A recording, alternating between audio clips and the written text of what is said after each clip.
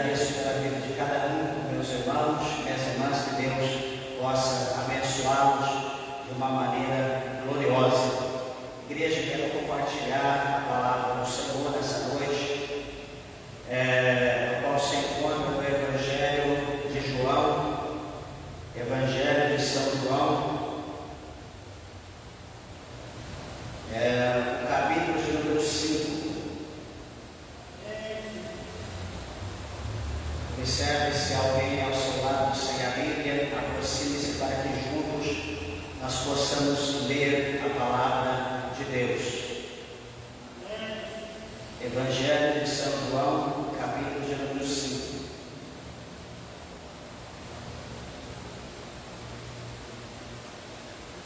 Todos acharam? Eu quero ler 2 versículos da palavra de Deus. O 19 e o 30, que diz assim, verso 19: Mas Jesus respondeu e disse-lhes: na verdade vos digo que o Filho, por si mesmo, não pode fazer coisa alguma, se o não vir fazer o Pai, porque tudo quanto ele faz, o Filho o faz igualmente. Versículo de número 30. Eu não posso de mim mesmo fazer coisa alguma. Como ouço, assim julgo. E o meu juízo é justo, porque não busco a minha vontade, mas a vontade do Pai que me enviou. Amém? São esses 2 versículos. Podeis nos assentar. Desocupe as vossas mãos e dê uma salva de palmas bem alegre para Jesus.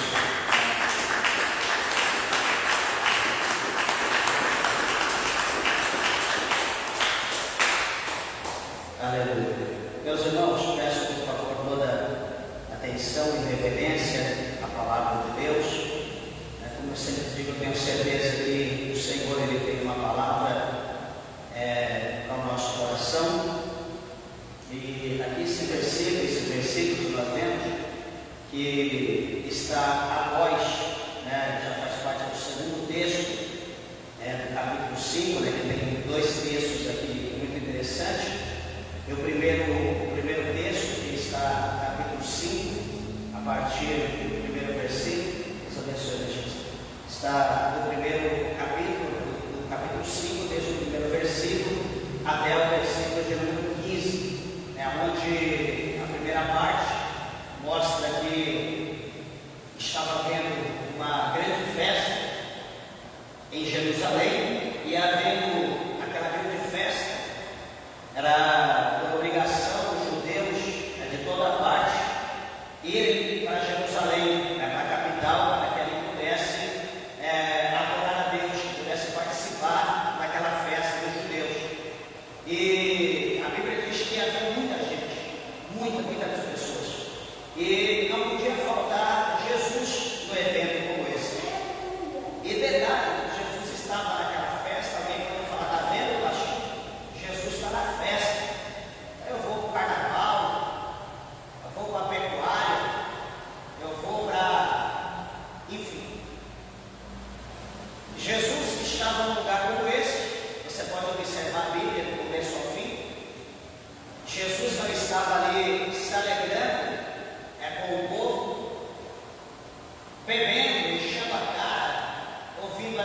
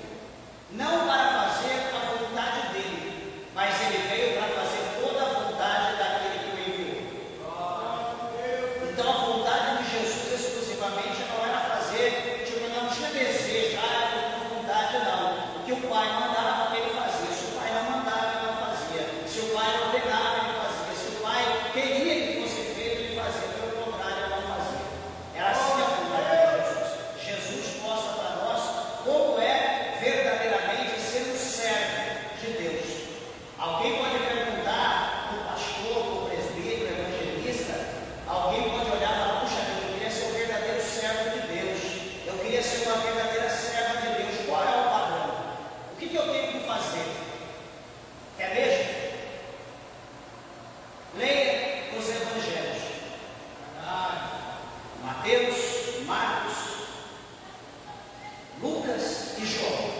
E você lê os 4 evangelhos, então observe os atos de Jesus e o pratique. E assim você estará dentro do céu. Ninguém te impedirá de entrar no céu. É assim. Ah, pastor, mas Jesus ele foi 100% homem. Jesus tinha sono, Jesus tinha sede, Jesus tinha fome, Jesus sentia cansaço. Tudo que qualquer sanguíneo, qualquer mortal sentia, Jesus também sentia. Ele estava com 100% homem. E ele mostrou para nós como ser o verdadeiro homem de Deus, como ser um servo. É por isso que a Bíblia mostra para nós no capítulo 53 do Evangelho. Como a Bíblia mostra no capítulo 53 de Isaías, a Bíblia fala acerca do servo sofredor. Quem é o servo sofredor? Jesus Cristo. Pode olhar no capítulo 53 de Isaías, você vai ver o que a Bíblia fala acerca desse servo sofredor. Servo, não fala Senhor, não fala Deus, fala servo. Jesus é como servo. Então, o exemplo está na palavra de Deus. Jesus é o exemplo. Eu não sou exemplo para ninguém, nem aqui na tribuna é exemplo para ninguém, ou alguém do teu lado é exemplo. O verdadeiro exemplo é a palavra de Deus por intermédio das obras, das ações praticadas por Jesus na sua trajetória aqui na terra. Louvado seja o nome do Senhor.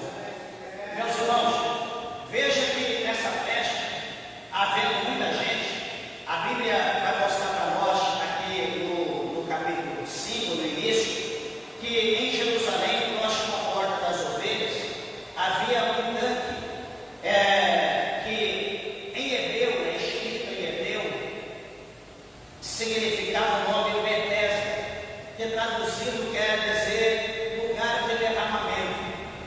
E a Bíblia diz que havia 5 alpendres, ou 5 pavilhões ali próximo. E o que a palavra do Senhor mostra para nós? Que neste lugar, neste próximo ali no tanque de Betesda, a Bíblia mostra para nós que havia ali uma grande multidão. Alguém pode dizer, pastor, mas é uma multidão porque havia festa, né? Estava havendo um evento em Jerusalém, então era muita gente, então a multidão se voltou para esse lugar. Não, a Bíblia não diz uma multidão de pessoas normais. A Bíblia não diz uma multidão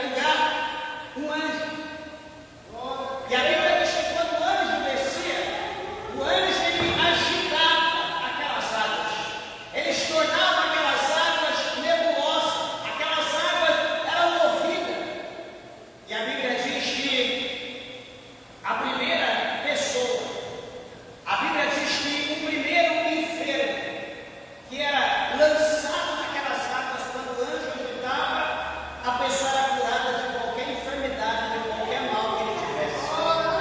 Então, eu imagino que ele sendo curado, a primeira coisa que ele fazia era sair dali e ir para o templo, porque agora ele não estava mais enfermo, agora não tinha mais problema, agora ele era um dos tais, agora ele poderia adentrar lá dentro, agora ele poderia adorar a Deus como todo mundo adorava.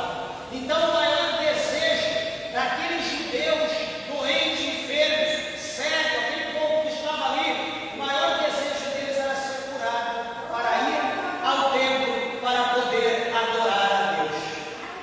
Ah, pastor, mas eu não acredito. Vá um pouquinho à frente. Você vai ler o capítulo 3 de Atos dos Apóstolos. Quando você olha o capítulo 3, a Bíblia vai mostrar para nós claramente, vai dar luz nisso aqui, que havia no templo, grande templo, havia em todas as portas do templo uma porta diferenciada, conhecida como a Porta Formosa. Uma porta ali totalmente dourada, uma porta muito linda, grande, que refletia ali uma luz muito forte, e todos adentravam ao templo por aquela porta, pela Porta Formosa. A multidão toda entrava por ali, cada porta tinha um nome, eles preferiam pela Porta Formosa. Observa que a Bíblia diz lá no capítulo 3 que a margem daquela porta, não ali na porta, não dentro, mas ali próximo das escadas, próximo daquela porta, era colocado ali um homem enfermo, um homem paralítico, um homem que nasceu já enfermo. E aquele homem, diz a Bíblia, que ele pedia esmola, ele pedia todo dia no pedinte, ele não podia adentrar ao templo por causa da sua enfermidade. Até que um determinado dia, que já estava escrito na agenda de Deus, toda a nossa história está escrita diante de Deus. Hoje nós podemos estar vivendo o momento da prova, mas já está determinada na agenda de Deus o dia da nossa vitória.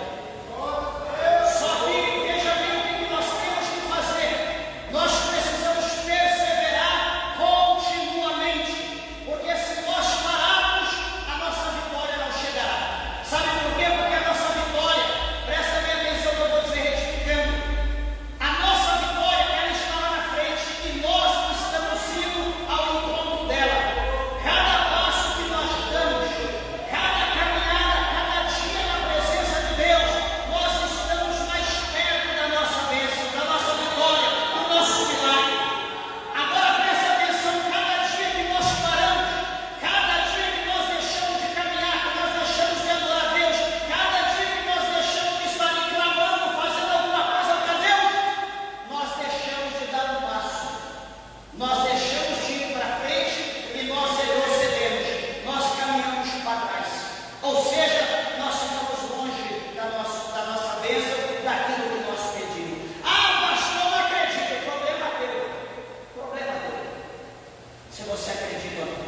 Por isso que a Bíblia diz que nós precisamos perseverar até o fim, porque no final da nossa trajetória nós alcançaremos a nossa coroa.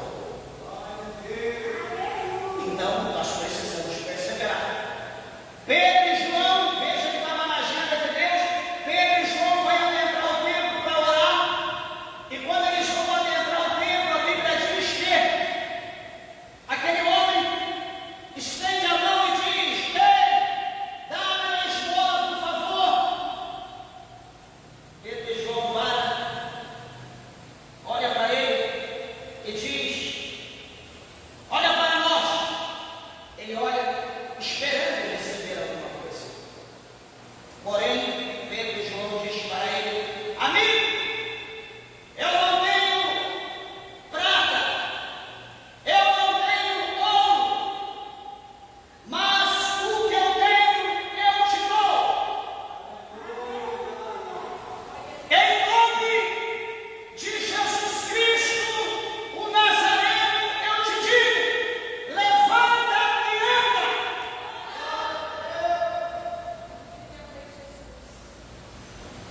Em nome de Jesus Cristo Nazareno, levante e anda.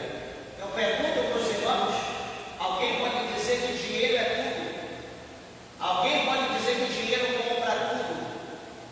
Eu pergunto para a igreja: em nome de que dinheiro ou quando dinheiro que é jogado sobre uma pessoa que uma enfermidade de nascença é sarada, é saída, é expelida, na hora que a pessoa é jogada num poço de dinheiro, numa casa cheia de moeda, mergulha lá no quando?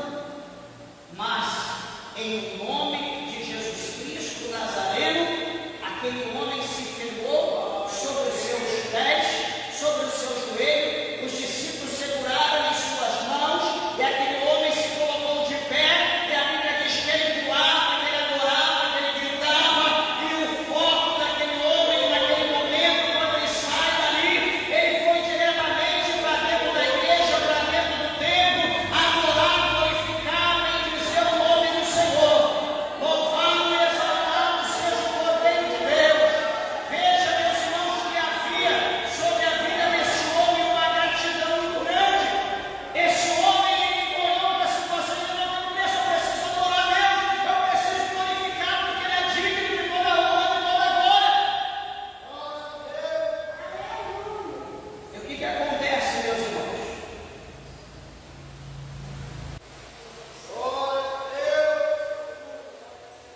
O que acontece muitas das vezes conosco?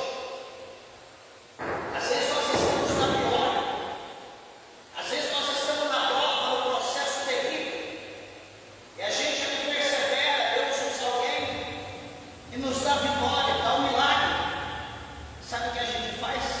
A gente não dá uma oferta, a gente não dá um voto, a gente não dá um dízimo, nem conta um testemunho, tampouco um culto de ação de graça. E sabe o que a gente faz com aquela bênção que a gente recebeu? A gente vai para o mundo fazer festa com o diabo e os seus anjos. Sabe o que é isso? Isso chama-se ingratidão. Isso não é bem-vindo para nenhum homem, para nenhuma mulher de Deus. Isso não é bem-vindo para a igreja. Deus, ele não aceita esse tipo de coisa. Isso é uma afronta para Deus. Esse homem mostrou como é ser fiel. Mas olhando aqui para o capítulo 5, aquela multidão estava ao redor e Jesus entra ali. Jesus entra naquele lugar e Jesus ali caminhando, talvez com a mão para trás, olhando ali um passo escuro, cheio de amor daquelas vidas, cheio de compaixão, cheio de misericórdia. E Jesus andando por ali, andando, passa aqui, passa por ali, passa por lá, passa por aqui. Jesus passa por ali, ninguém olha para Jesus. O olho do povo estava no grande, todo mundo só olhava para o grande, todo mundo só olhava para o alto, todo mundo só olhava para um lugar misterioso por onde o anjo aparecia. Jesus estava passando ali, Jesus andava por ali, ninguém dava atenção para Jesus. O olho de todo mundo estava no anjo, o olho de todo mundo estava no moço, até que Jesus chega num determinado lugar e Jesus olha para o homem, que esse homem olha para Jesus, e Jesus olha para ele, olha para Jesus, e a Bíblia mostra para nós que Jesus agora, olhando para ele, Jesus sabia que esse homem estava enfermo. A Bíblia diz que Jesus olha para ele, sabendo que ele estava nesse estado de enfermidade, como diz o verso 6, Jesus sabia que ele estava há muito tempo passando por esse processo de enfermidade. Jesus conhecia esse homem, conhecia a situação dele, o estado dele. Ele era mais velho que Jesus, bem mais velho. Jesus olha para ele e pergunta: amigo, queres ficar são? Você quer ficar são? Jesus pergunta. Imagina você passando a algum lugar, você acha alguém na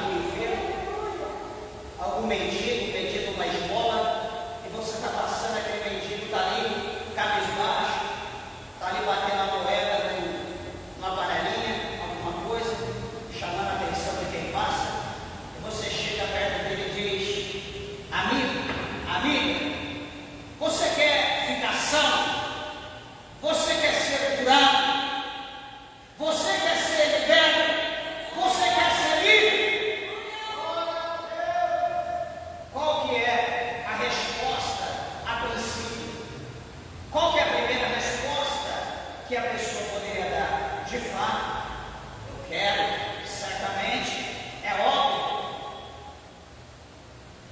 Eu gostaria. Essa é a resposta que alguém poderia dar numa situação limitada como essa.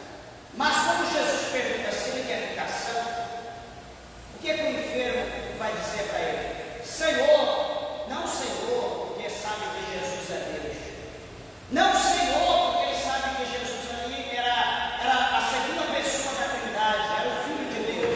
Ele diz Senhor como respeito a uma pessoa, a um homem que estava ali sobre ele, porque ele estava deitado, estava ali de uma maneira limitada. Ele olha e diz Senhor, não tem homem algum que, quando a água é agitada, me ponha no tanque, mas enquanto eu vou, desce outro antes de mim. Ele fala, presta bem atenção, fala, eu não tenho ninguém por mim, Senhor. Eu não tenho homem nenhum, eu não tenho pessoa nenhuma, eu não tenho ninguém por mim. Todas as vezes que a água é agitada, alguém vai primeiro do que eu, alguém é lançado primeiro e eu continuo aqui na fila e já venho dos outros. Você está entendendo, meus irmãos? Quando nós olhamos para essa palavra, nós vemos que esse homem, ele dá uma desculpa para Jesus. Esse homem dá uma desculpa. É como se você dissesse para alguém, você desse uma vara, imagina alguém que fosse pescar, e você desse a vara a isca e dissesse, olha, assim me pesca. E a pessoa dissesse para você, não, eu não tenho paciência de pegar aqui a isca, de colocar, de jogar, vai cair, vai que a vara, vai que o anzol enrosca em algum lugar, vai que eu furo meu dedo, ou enfim, a pessoa passar daquela desculpa, tenta sair pela tangente. A pessoa de fato ela quer um peixe, mas não quer pescar, não quer ter o sacrifício. A resposta dele era para dizer, sim Senhor, eu quero ficar são, eu quero ser curado. Jesus pergunta, você quer ser curado? Ele vai arrumar desculpa, ele vai arrumar conversa. E eu digo aos irmãos, Jesus vai dar atenção para isso? Não. Jesus ele se move de íntima compaixão. Jesus olha para a situação e Jesus, diz a Bíblia, vai mostrar no versículo de número 8 do capítulo 5, Jesus vai falar para ele com uma palavra imperativa. E Jesus vai dizer, levanta-te, toma o teu leito e anda. Jesus fala dessa maneira, levanta, toma o teu leito e anda. Levanta, pega a tua cama e vai para a tua casa, traduzindo em outra língua. Em outra versão. Naquele momento, quando Jesus faz isso, a Bíblia diz que logo, automático, na sequência, aquele homem ficou são e tomou o seu leito e andava.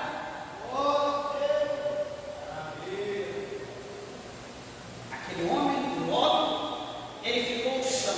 Ou seja, Jesus deu a ordem, Jesus deu a mensagem, aquele homem recebeu, foi impactado, e o recurso veio na hora, ele ficou curado. O que vai acontecer? Ele levanta, ele pega a cama dele, só que tinha uma barreira, tinha um obstáculo, sabe por quê? Porque aquele dia, diz a Bíblia, diz que era um dia de sábado. E dependendo do dia, dependendo da situação, dependendo do esforço que era feito, a pessoa poderia ser julgada e morta pelo ato que ele cometeu no dia do sábado.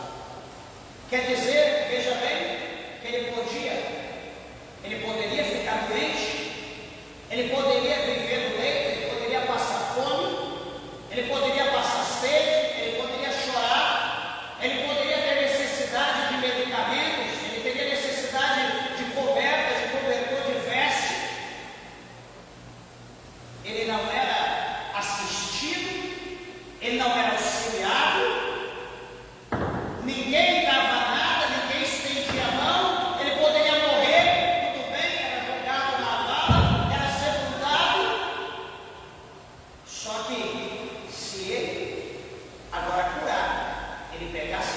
cama, o seu tapete, enrolasse, colocasse embaixo do braço e fosse embora para a sua casa, fazer uma pequena caminhada até a sua casa, ele poderia ser morto. Você está entendendo como que é a lei? Como que era a lei imposta às pessoas? Era rigorosa. Mas o que vai acontecer? A Bíblia diz que os judeus, que em hipótese alguma passaram em revista, nem chegava perto, de maneira alguma, para estender a mão, para pegar o homem e jogar ele na água, não chegavam perto. Mas agora vendo o homem curado, vendo agora o homem que era outrora enfermo, doente, com a sua cama na mão, não pensa que era uma cama igual a nossa, não pensa que era uma cama grande, uma king, não pensa que era não, talvez era um tapete menor que esse, uma passadeira, talvez era uma rede, coisas do gênero. Não é como talvez a gente pensa quando fala cama. Presta atenção, ele enrola aqui, e a Bíblia vai dizer que então os judeus disseram para aquele que tinha sido curado, no versículo 10: eis enfermo, eis paralítico, eis doente, não te é lícito levar a tua cama, porque hoje é sábado.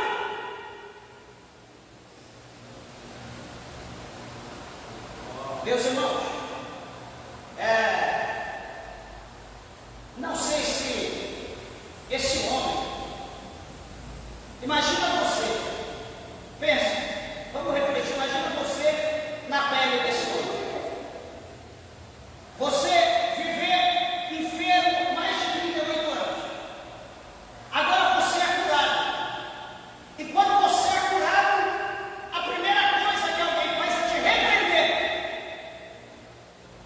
pelo ato da tua caminhada, pela cura, por intermédio da cura que você teve. Alguém tenta te repreender. Isso traria para nós, para quem foi curado, traria alegria ou traria remorso? Traria uma vontade de viver ou traria uma vontade de morrer? A vontade de cometer um suicídio, enfim, o que passaria devido a você? Certamente esse homem ficou em maus lençóis. Talvez ele ouviu algo que ele nunca ouviu, ser reprimido, em vez de alguém bater pau, em vez de alguém se alegrar, eles vão repreender ele. Mas a Bíblia diz que ele olha para aquele homem, para aqueles homens, que era a multidão, não era um só, e eles vão, ele vai dizer para ele: olha, aquele que me curou, ele próprio disse: toma o teu leito e anda. Ou seja, no verso 11, ele está dizendo que Jesus disse para ele tomar o leito dele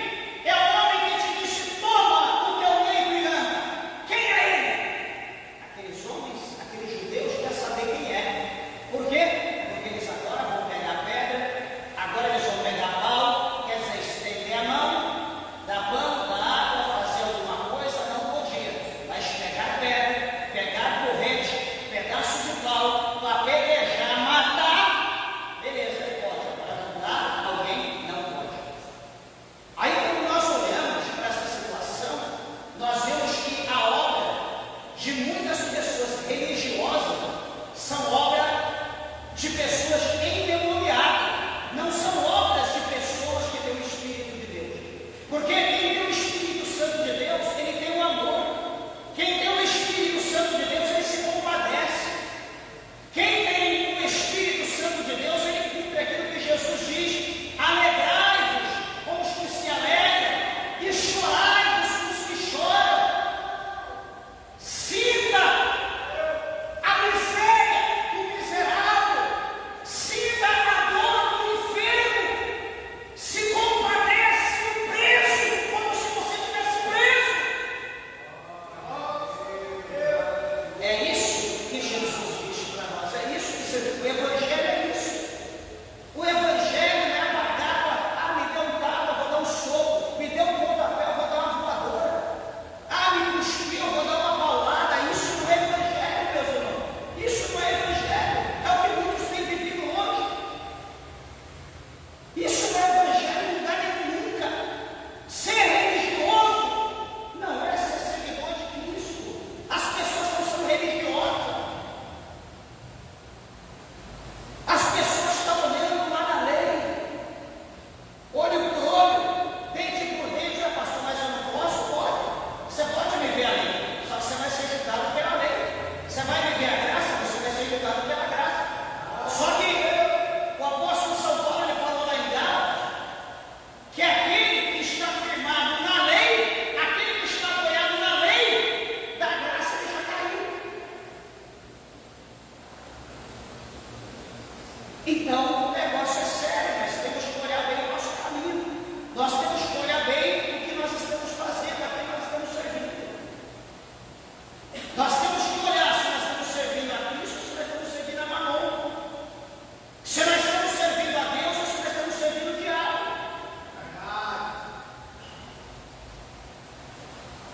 Agora eles querem pegar Joé. Mas quem foi que mandou você pegar o teu leito e ir para a tua casa, andar? Quem foi? Quem mandou?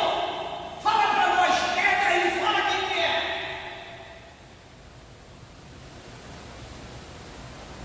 E o que fora curado, diz a Bíblia, que não sabia no verso 13 quem era, porque Jesus se havia retirado em razão de naquele lugar haver grande multidão. Jesus ainda tinha retirado. Jesus não gostava de ficar oprimido. Jesus ele saiu daquele lugar. A Bíblia vai mostrar que agora aquele homem já curado, aquele homem agora no meio do povo ali no templo, a Bíblia diz que ele encontra com Jesus, no verso 14. Jesus encontra com ele.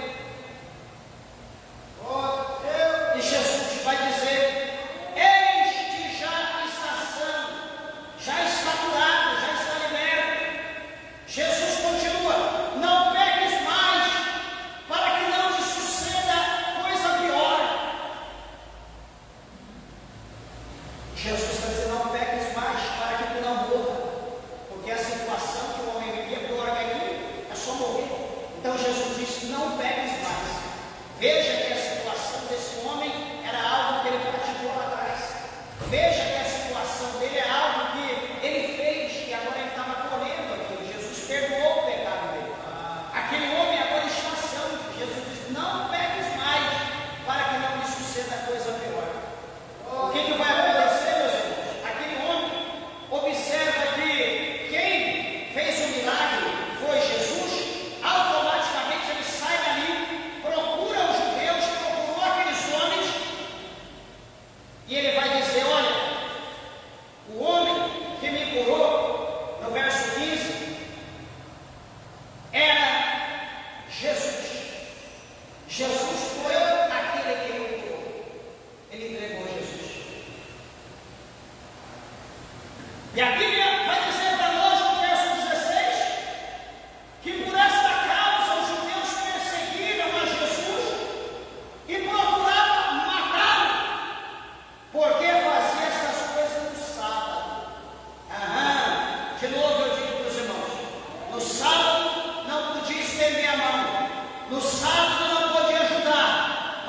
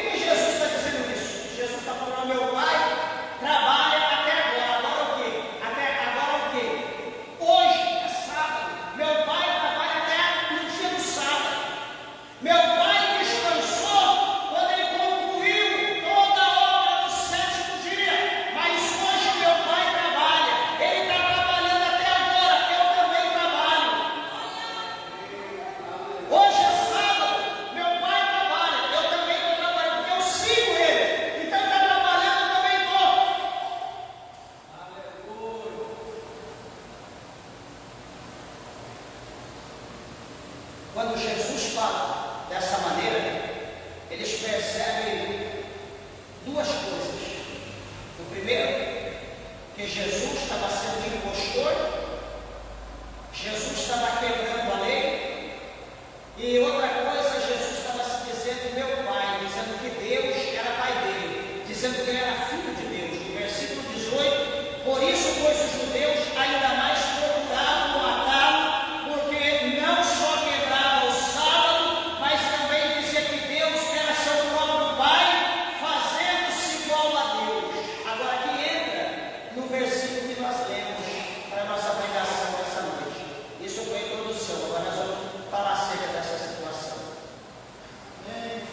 Isso aqui, meus irmãos, é muito interessante, chama a nossa atenção, esse versículo de número 19, porque Jesus, ele responde, ele mostra para aqueles que estavam perseguindo ele no dia de sábado, que ele veio como servo de Deus, ele veio como enviado de Deus, não para fazer a sua própria vontade como nós já, mas para fazer unicamente a vontade do Pai. Ele vai mostrar aqui para nós, dizendo, na verdade vos digo, que o Filho, por si mesmo, não pode fazer coisa alguma. Então, olha aqui que ele está dizendo para aqueles homens, os judeus que ele queria matá-lo. Jesus está dizendo que, olha, eu fiz isso, não foi por minha vontade. Eu fiz isso não é porque eu quero. Eu fiz isso porque meu Pai quis fazer. Eu fui impulsionado, a vontade do meu Pai veio sobre mim e eu tive que fazer, não por mim, mas pelo meu Pai. Por isso que ele está dizendo aqui, eu por mim mesmo nada eu posso fazer. Por mais que eu queira, se não for a vontade do meu Pai. Olha, meus irmãos, que ligação, olha que unidade. Isso chama-se unidade. É como os dois polos, positivo e negativo. Um só não vai como precisa dos dois para que as coisas aconteçam, para que a luz acenda, para que o milagre acontecesse. Deus teria que ter vontade, Deus teria que ter. Jesus estava ali, os olhos de Jesus eram os olhos de Deus, o coração de Jesus era o coração de Deus. Aonde Jesus olhava, se Deus se compadecesse, Jesus se compadecia. Se o Pai dissesse, meu filho, faça o bem, eu quero, então Jesus operava segundo a vontade de Deus. Na verdade, eu digo que o Filho por si mesmo não pode fazer coisa alguma, se o não vir fazer o Pai. Então Jesus, ele precisava ver tudo que o Pai fazia, Jesus fazia de igual maneira, porque tudo quanto ele faz, o Filho faz igualmente, diz o versículo 19.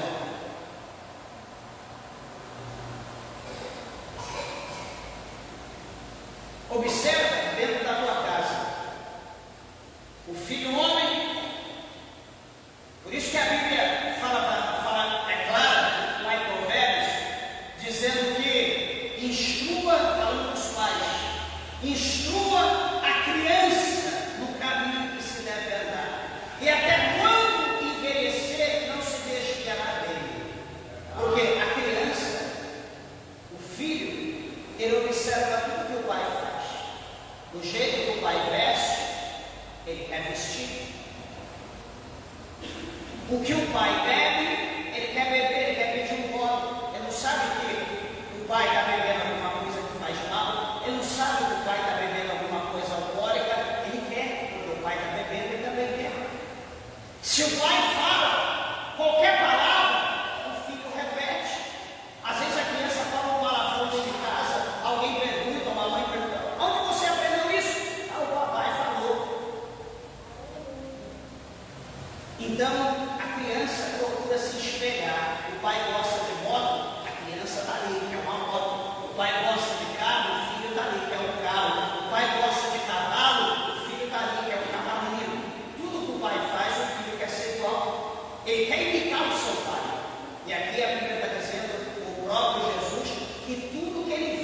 Pai fazer, tudo que o Pai faz, né, supostamente no âmbito espiritual, Jesus vê e Jesus também faz.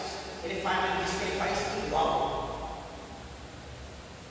Olha o que Jesus está dizendo, olha a profundidade disso aqui. Ele está dizendo que ele imita tudo que o Pai faz. Agora, se nós somos discípulos de Cristo, se nós somos seguidores de Jesus, a pergunta é: o que nós estamos vendo Jesus fazer nos interessa copiar e fazer igual?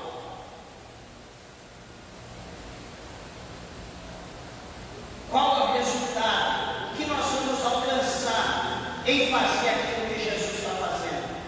Que bem isso vai trazer? Isso não vai perdoar os outros. Amar o ímpio, amar alguém que me bateu, amar alguém que me xingou, tem que morrer.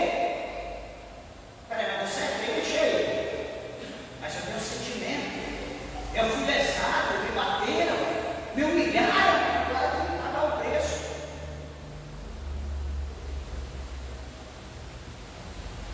O Senhor Jesus, Ele nos ensina que nós não devemos pagar o mal com o mal, mas pagar o mal com o bem.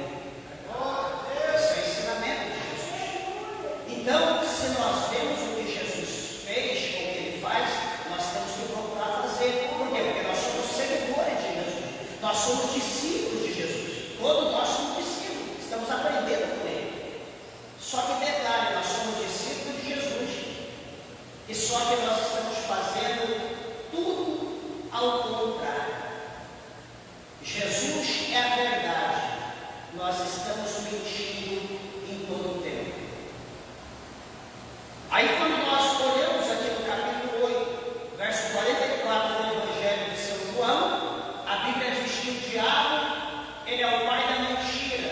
A Bíblia diz que ele é um mentiroso. A Bíblia diz que ele nunca se firmou na verdade. Ele mente desde o princípio. Eu sou discípulo de Cristo, mas eu estou imitando o diabo.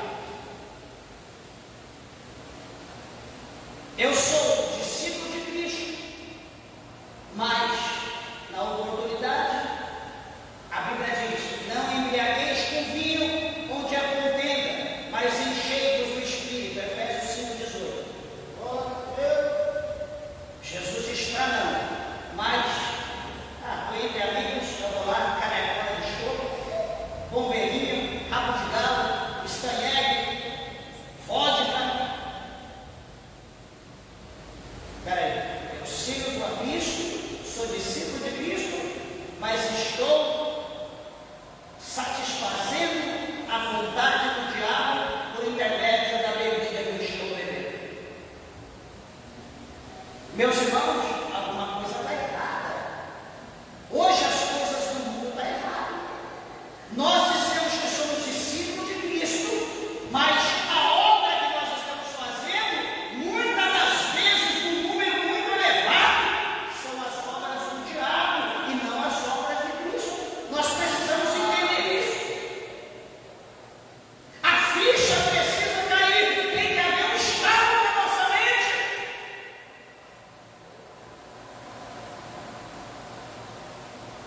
Jesus diz que o casamento é até que a morte os separe.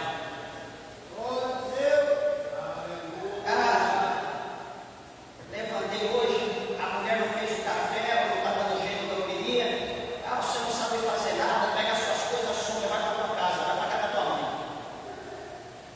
Ué, mas vai, chega, como você fez a janta daquele jeito, fez um almoço assim, cada dia pior, não sei o que, chega, cansei.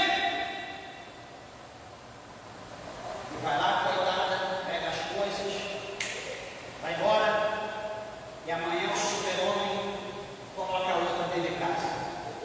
Aí a outra está lá, daqui a pouco lava uma roupa, mancha lá, deu um problema, manchou com água sanitária. Você estragou minha roupa, não sei o que, eu paguei não sei quanto, sai daqui, você manda embora e traz outra para dentro de casa.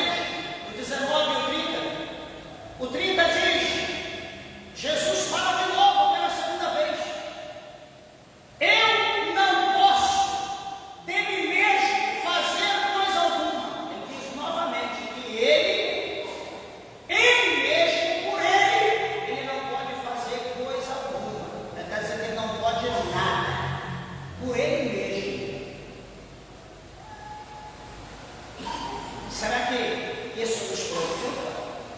Isso não é para nos preocupar. Isso é para nos alegrar, meus irmãos. Isso, Jesus falando isso aqui, ele como homem, Jesus falando isso aqui como sanguíneo, como eu e você, como pessoas aqui na terra, não como lá, não como exaltado, aonde ele diz no capítulo, lá no final do Evangelho de Mateus, que todo o poder foi dado a ele, nos céus, na terra, embaixo da terra. Ele diz que todo o poder foi dado para ele, mas ele é aqui como homem, ele é aqui nesse capítulo 5, no versículo 30, ele é enviado por Deus como homem, para nos ensinar, para nos dar exemplo como eu e você, como homem, que tinha dor, que tinha sede, fome, cansado, fatigado, sangrava. Ele como homem, ele diz que por ele mesmo, eu não posso de mim mesmo fazer coisa alguma. E aí então o que ele vai dizer? Como eu ouço, assim julgo. Ou seja, o julgamento de Jesus, a forma que ele julgava, não era da vontade dele, não era o querer dele, não era porque ele sabia como ele ia julgar, mas o Pai falava e ele repetia. Por isso eu pergunto, como eu ouço, assim eu julgo. Isso chama a nossa atenção. De que maneira? De uma maneira que as palavras que nós ouvimos de Deus, elas precisam sair pela nossa boca. Elas entram pelo nosso ouvido, descem ao nosso coração e vêm à nossa boca. Por isso que Jesus falou, que está cheio o coração do homem, disso fala a boca. Veja bem, nós estamos na igreja, nós ouvimos a palavra de Deus, nós lemos, nós estudamos a palavra de Deus, só que quando nós abrimos a nossa boca, no nosso trabalho, de repente a gente não fala de Deus, o nome de Deus, o nome de Jesus, uma vez no dia. Lá no colégio a gente fala, conversa, não fala de Deus, de Jesus, uma única vez no dia. Chega em casa, está lá o marido, está lá a esposa, como foi, o culto foi bem, como foi pregado, eu não sei, pastor, ficou uma hora, falou um monte de coisa lá, não entendo. Meus irmãos, alguma coisa está errada. Sabe por quê? Porque o capítulo 5 de Eclesiastes, o pregador, conhecido como Eclesiastes, Salomão, ele diz para nós que quando nós entrarmos na casa de Deus, para nós guardarmos o nosso pé e para nós estarmos mais atentos a ouvir do que a falar. Por quê? Porque quando nós entramos na casa de Deus, nós precisamos aprender, ouvir. Opa, então eu vou alimentar minha alma. Como que alimenta pela boca, não pelo ouvido. O ouvido é a boca da alma. Então a palavra entra pelo ouvido e desce para o nosso coração. Aí o salmista escreveu: do que está cheio o coração do homem. Isso fala a boca, né? O salmista, o próprio Cristo falou: do que está cheio o coração do homem, fala a boca. O salmista diz que guardei a tua palavra no meu coração para não pecar contra ti. Então veja que é um mistério, meus irmãos, que nós precisamos ouvir para nós guardarmos e colocar em prática. Ah, não, eu ouvi a palavra, essa palavra não é para mim, essa palavra está ciclando, não veio, mas a palavra está por aí, circulando. Não, Jesus não é de Deus, essa palavra é para nós. Nós precisamos ser cada dia um crente melhor. Nós precisamos evoluir espiritualmente, precisamos crescer na graça e no conhecimento, como a palavra do Senhor diz. E o Senhor Jesus, ele diz que como ouço, assim julgo. E veja que ele diz que o meu juízo é justo. O que é juízo, meus irmãos? Juízo no grego significa crima, né? K-R-I-M-A.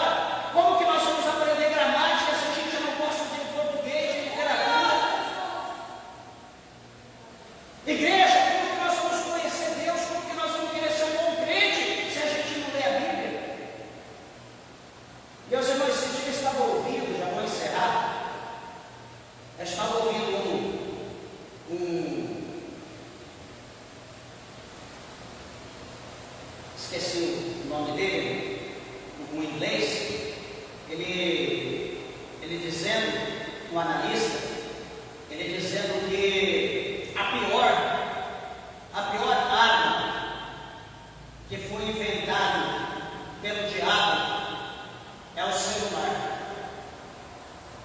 É a pior ferramenta que foi inventada é o celular. Por quê, meus irmãos? O celular é uma bênção se eu souber usá-lo. Se eu não souber usar o celular é uma arma. Ele vai me matar, ele vai matar quem está ao meu redor, ou enfim, muita gente vai ser morta por causa do celular. O celular tira fome, o celular tira sono. Tem gente que passa a noite inteira em claro, já está ficando cego, com dor no dedo, de tanto apertar o celular, de tanto enxergar celular. É gente, muita pessoa de óculos, hoje está usando óculos dessa grossura, e a gente não se dá que o problema está ali, ó. Está a gente dando caolho. Igreja de Deus, nós precisamos nos libertar. A Bíblia fala para nós no capítulo 6 do Evangelho, aliás, capítulo 6 de 1 Coríntios, lá no versículo 11, 12, 13, o apóstolo São Paulo, ele escreveu, ele diz assim que todas as coisas, elas me são lícitas, mas nem todas as coisas me convêm. O que o apóstolo Paulo está dizendo? Que tudo está aí, tudo está à disposição de todo mundo. Só que, peraí, eu tenho que olhar para mim e saber que eu sou crente, e que todas as coisas que está aí, está à disposição de todo mundo, mas tem coisa que não cabe para mim. Tem coisas que não servem para mim, meus irmãos. Irmã, tem coisa que não serve para você. Irmão, tem coisa que não serve para você. Ministros da casa de Deus, tem coisa que não serve para vós. Quem nos ouve pelas redes sociais, tem coisa que não serve para você. A pergunta é: qual é a finalidade de eu ter um celular? Qual que é a finalidade? Ah, eu quero de 15, de 20, de 30 mil. Peraí, mas qual que é a finalidade? Para que eu quero algo? Qual é a finalidade? Vamos colocar no papel. Eu quero algo, deixa eu escrever aqui. Eu quero algo que seja assim, assim e assim. Quanto que é isso? Ah, isso aqui é 200. Ah, não, mas tem que sair de 15 mil, está todo mundo usando. Peraí, você quer ostentar. É algo que você não precisa. O que você precisa é 200, porque você vai usar só isso, que você quer um de 15. Então, as pessoas estão ficando loucas, as pessoas estão passando a mão diante da perna, está colocando o pé além do lugar que ele alcança. Meus irmãos, tudo que nós fazemos tem uma consequência nessa vida, hoje ou amanhã, né? É pessoas, é casamento sendo destruído, é mulher dormindo no quarto, é homem dormindo na sala, é outro dormindo no outro quarto, no quarto de hóspede, é gente dormindo no carro, dormindo na varanda. Não se tem diálogo mais, não se tem hoje mais conversa, tudo no dedo, tudo conversando tudo na tela. Meus irmãos, nós estamos cavando o nosso fim. Eu posso dizer isso é ruim, talvez para muita gente isso é bom, mas eu digo para quem é crente, meus irmãos, o que isso traz de edificação para o crente? Qual é o conhecimento espiritual? Qual é o conhecimento da palavra de Deus que isso traz para a minha vida, para a tua vida, ficar o dia inteiro afinando o dedo? Cadê o momento da oração? Cadê o momento da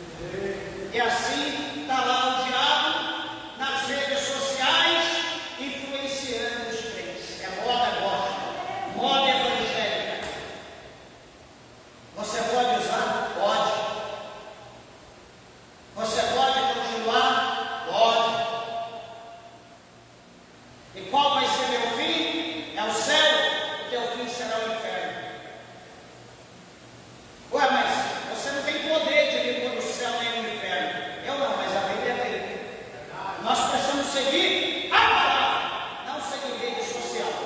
A rede social não é de Deus. Eu até falei para minha esposa, já encerro, eu ia dar aqui o ensinamento sobre, falei aqui 2 vezes, eu acabei não fazendo ainda, sobre rede social, aliás, sobre internet, sobre moeda digital, inteligência artificial. Só que o conteúdo que eu tenho é bastante, daria pelo menos umas 2 horas de ensinamento. E eu vou fazer uma live lá no meu escritório, vou fazer uma live pelo Facebook, depois pelo YouTube, na sequência. Eu vou colocar, porque vai ser muito longa, mas lá a gente pode ficar o tempo todo no vídeo, não tem problema. Então, algum dia, quando alguém quiser ver, se interessar, terá a oportunidade de acessar e ver, porque a gente observa, meus irmãos, que o inimigo, ele está destruindo a igreja, dentro da igreja, ele está destruindo a igreja dentro de casa, dentro do quarto, dentro do banheiro, na sala, na cozinha, dirigindo o carro, em todo lugar. Se a gente não vigiar, o diabo cada dia mais está puxando a corda, está nos enforcando. Ou ele está dando a corda para a gente mesmo se enforcar. E nós não estamos com discernimento, não estamos interpretando as coisas, estamos enforcando a nossa vida, enforcando as nossas crianças, enforcando os filhos. Eu vejo a criancinha nenenzinha, que não sabe nem falar, em vez de pegar uma madeira na mão, está com o celular na mão, ele joga o celular na mão e está lá. A criança já crescendo, idiota útil. Eu pergunto, cadê a mente desse pai e a mente dessa mãe? Qual é a finalidade de colocar um celular na mão de uma criança? Pergunta para mim, eu pergunto, qual que é a finalidade? Está aprendendo, mas eu sempre está aprendendo. Aguarda mais um pouquinho, você vai ver o resultado dessa ação, você vai ver a reação. Espera um pouco, você vai ver isso. Os problemas psicológicos que haverá sobre a criança. Criança não tem poder, não tem capacidade para essas coisas.